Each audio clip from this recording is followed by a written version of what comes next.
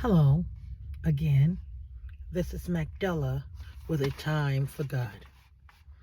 Today is the 14th day of May 2024. It's a rainy day, but it's a beautiful day. I hope your day is going wonderfully. I want to thank those that commented on my last video. I'll be looking for your comments. And truthfully, you can overcome the challenges of serving God. Knowledge is power. And knowing that others have done so and succeeded can be added strength to anyone who's on a journey to seek God's face and to serve Him with spirit and truth. Also, understanding that at the end of these challenges that you have to face, there is a reward that can be motivating.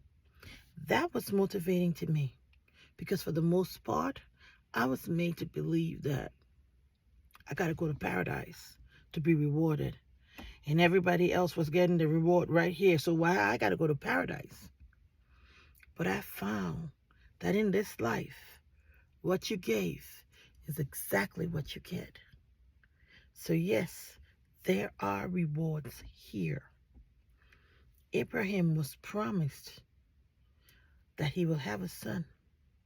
Abraham was given the instruction to leave his hometown and to go to a distant land that God was going to give his descendants.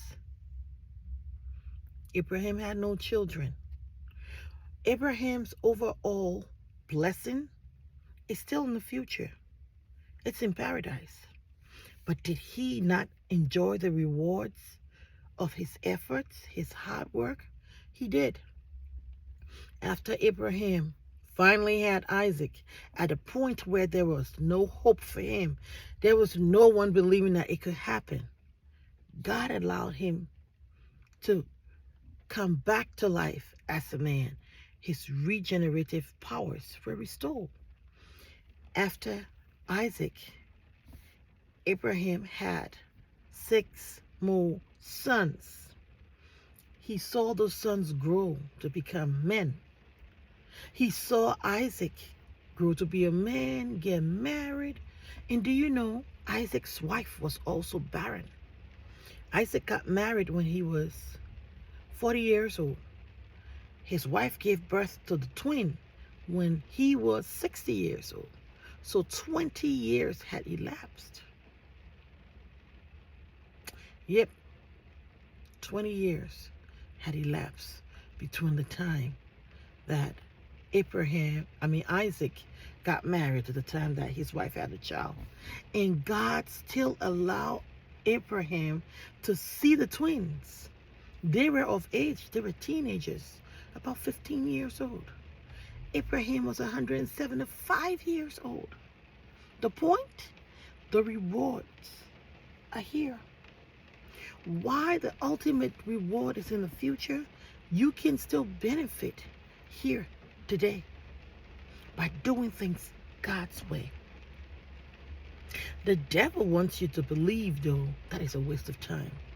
Everybody else gets it better than you, everybody else. But that's all that it is, a waste of time. That's his tactic, to keep us away from the beautiful blessings that God has in store for us. By contrast, God wants you to trust Him with all your heart. Because only if you trust God with all your heart can it make sense. Because a lot of times it doesn't. Imagine Abraham having waited all his life for a son. Even imagining that one of his servants were going to inherit him. And then finally God gave him this promised son. And God tells him, go and sacrifice him. It took faith to do things God's way. It also took knowledge of who God is, how sure He is, how constant His word is, to be able to make that decision to do it God's way. So knowledge is required, because when you understand God, you can make a conscientious effort to serve Him with spirit and truth. So today, my admonition to you is Do not lean on how you see it, what you think about it, what it could be, what it is, and all of that. Trust in the Lord. He said, trust Him with all your heart. And do not lean on how you understand it. And in all your ways, He promises to make your path straight. Now, I still want you to tell me, what are some of the challenges you face that seems impossible to overcome?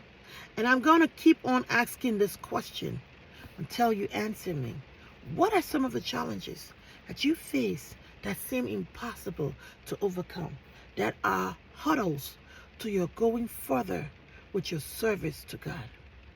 This is Magdala with a time for God. To have you a wonderful rest of the day.